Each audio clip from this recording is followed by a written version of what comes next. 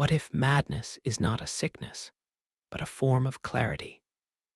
What if those we call insane have simply wandered too far into the depths of truth, where most people refuse to go? From Nietzsche's trembling hand scrawling, "I am not a man, I am dynamite," to Artaud's screaming that the theater must become a plague, madness has long haunted the margins of philosophy. But perhaps that madness is not a failure of reason, but its final, terrifying evolution. We live in a world obsessed with control. Everything must be diagnosed, explained, and medicated. But there are places inside the human psyche that resist such control. Nietzsche called it the abyss. Artaud called it the body without organs. Both men dove into this chaos willingly.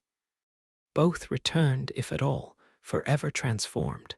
Let's begin with Nietzsche, the philosopher of the hammer, a man who dared to declare God dead, not with triumph, but with trembling. He didn't say it with glee, but with dread. Because if God is dead, then all meaning trembles, all order shivers, all structure collapses. Without the divine to anchor our morality, what remains? Nietzsche stared into that emptiness and didn't look away. He called it nihilism, the realization that life has no inherent meaning. And yet, he didn't collapse under the weight of that thought. He built something new from it, the Übermensch, eternal recurrence, the will to power.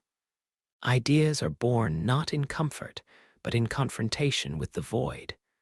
But here's what they don't often tell you. Nietzsche went mad.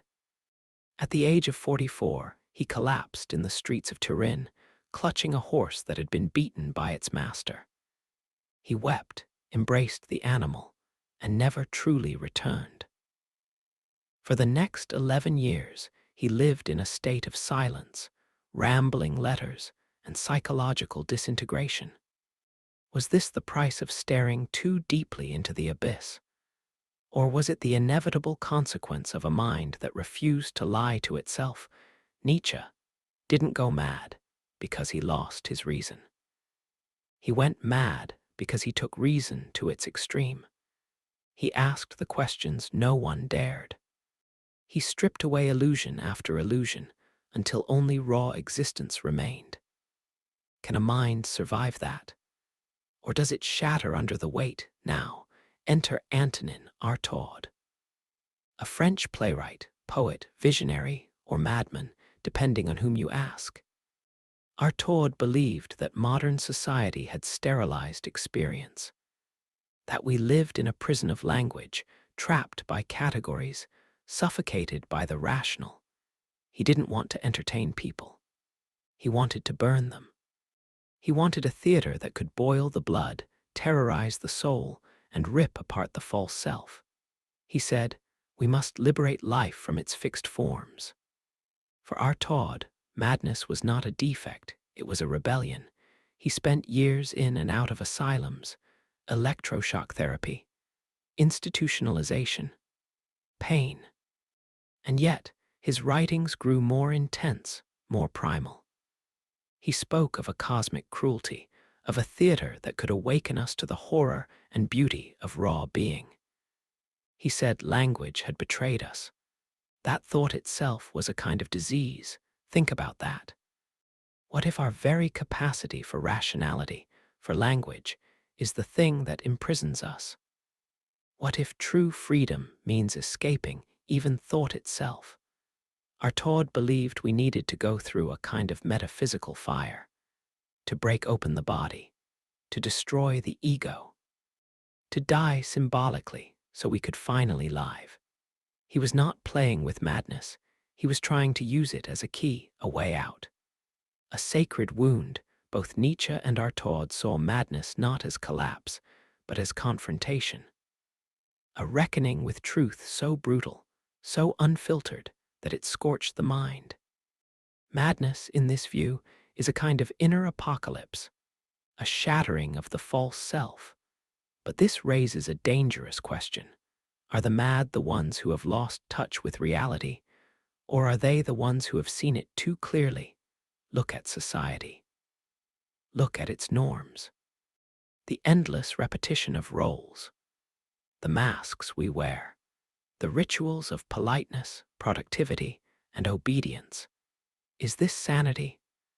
Or is this a collective dream we call normal?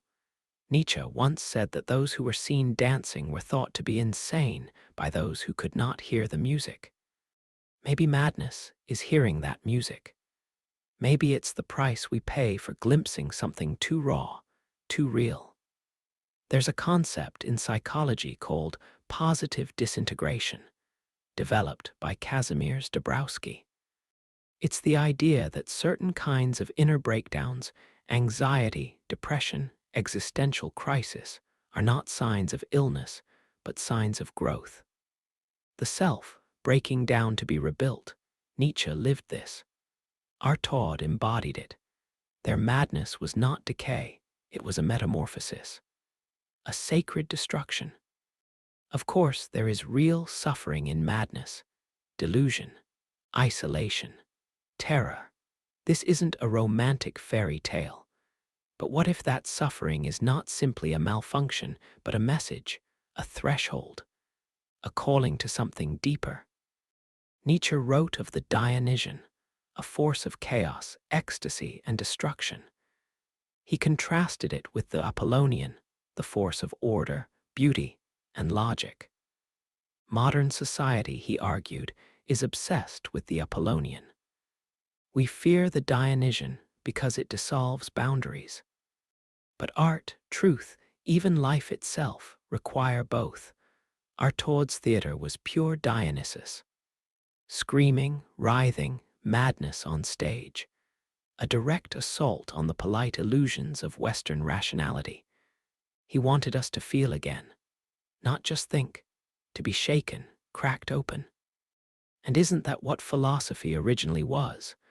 Not academic hair-splitting, but a way of life. A confrontation with death, meaning, being. In that sense, Nietzsche and Artaud were not insane, they were prophets. Prophets whose visions were too much for a society addicted to comfort. There is a terrible honesty in madness, no filters, no performance, just raw, unmediated experience. Artaud once wrote, "I am not a man, I am Artaud." A declaration of becoming, of refusing to fit the mold, of breaking the self open and letting the universe scream through the cracks. Nietzsche, in his last sane years, wrote to a friend, "You must be proud of your madness." As if madness, properly understood, is not shameful, but divine. Maybe madness is not the end of reason, but its dark twin. The place it arrives when it dares to follow truth into the unknown. Maybe the mind is not broken in madness. Maybe it is finally free, but freedom is terrifying. It costs everything. Your identity, your certainty, your place in the world. Most people choose the cage, and maybe that's wise. But a few Nietzsche, Artaud, others unnamed, choose the fire. They let themselves burn, and what emerges from that fire is not a normal human being, but something else entirely. Something raw, something radiant, something that doesn't fit the world's categories, and maybe that's the point. But what if the fire doesn't end? What if you don't return? That's the true terror of madness. It's not just a journey into the depths. It's the possibility that the depths might become your new reality. That the things you used to trust about yourself, like your thoughts, your identity, and your name, might fall apart and never come back. Nietzsche never returned. The final decade of his life was spent in silence, in shadows, in whispers. His eyes used to be fiery, but now they are empty. But his ideas, those survived. They burned their way into the fabric of modern thought. He never saw it, but his madness became myth. His collapse became a mirror. Artaud's descent was different. He screamed down. In spite of being deprived of his tools, friends, and frequently his sanity, he continued to create, even within institutions. His later writings are like fragments of a sacred language, broken, blazing, bewildering. He didn't just fall apart. He became something else entirely. And here's where the paradox lies. Society views madness as a problem to be solved. But philosophy, at its core, is about questions that don't have solutions. It's about the tension, the ambiguity, and the mystery. Madness, when viewed philosophically, is not a disease. It's a question. It asks, what is real? What is self?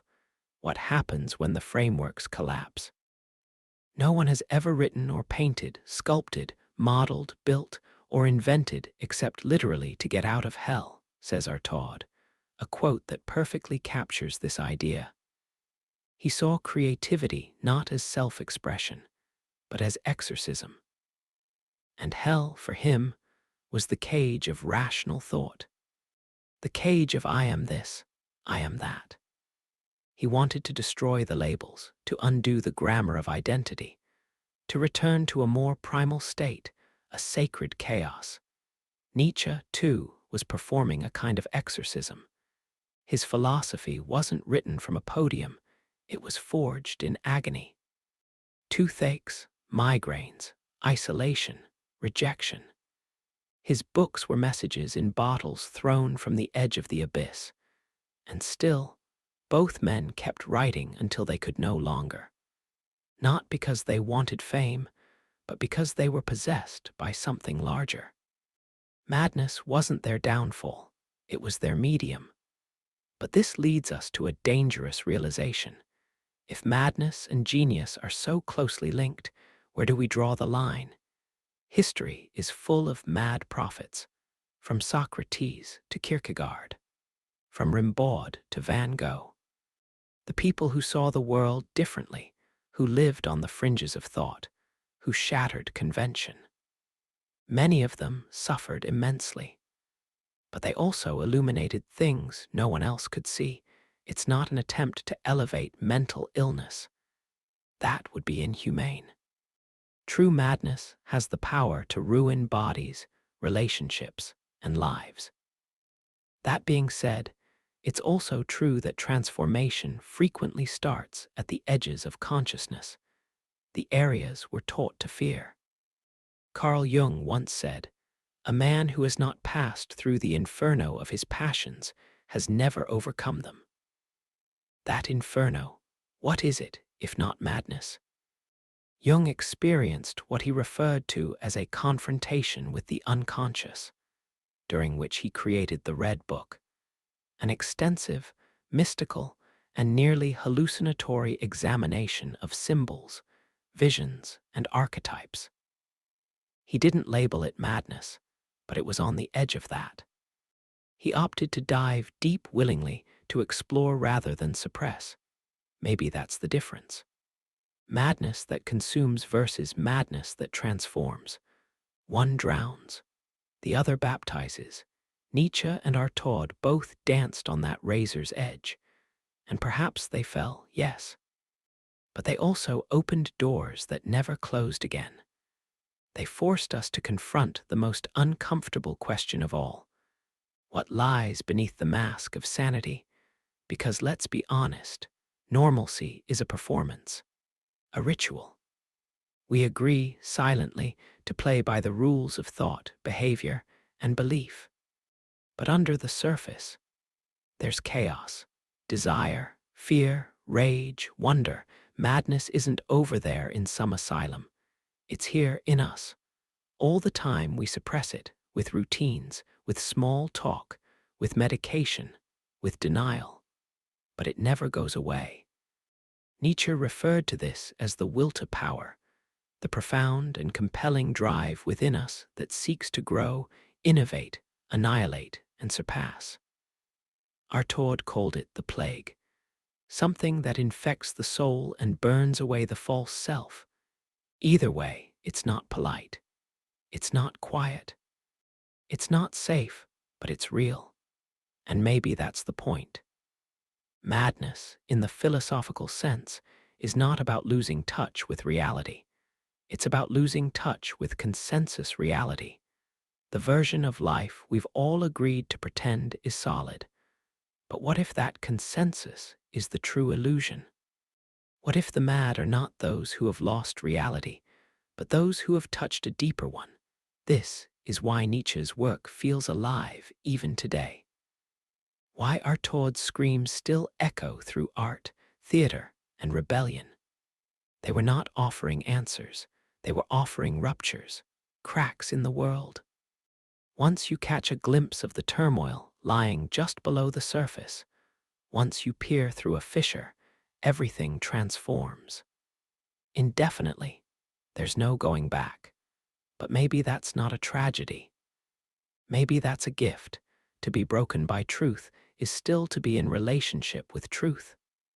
To fall apart is still a form of honesty, and sometimes that honesty is the beginning of something new. A self reborn not in perfection, but in fire. So, what does all of this mean for you? It means that your breakdowns, your darkest nights, your spirals, they are not proof that you're defective. They may be signs that you are waking up, that your old self is dying, and something truer is trying to be born. It means that when you feel like you're losing your mind, you might be getting closer to your soul. And it means that philosophy is not just for ivory towers. It's for the trenches, the hospitals, the sleepless nights, the places where thought meets agony. Nietzsche said, "One must have chaos within to give birth to a dancing star." Artaud lived in that chaos. He was the dancing star on fire, fractured, luminous, neither hero nor victim, but something else entirely. A mirror, a warning, a torch. So ask yourself, are you willing to confront the parts of you that society says are insane? Are you brave enough to listen to the voices that don't speak in words? Because that's where the truth hides, in the scream, in the silence after the scream, in the parts of you that refuse to behave. This isn't a call to lose your mind, it's a call to reclaim it, to own every piece of it, even the wild ones. Especially the wild ones, so tell me, what do you think? Is madness a curse, a gift, a doorway? Drop your thoughts in the comments. I want to hear from the ones who have walked through the fire. And if this resonated with you, if it made you think, feel, remember something deep and hidden, don't leave quietly. Like this video, share it, and subscribe to the channel.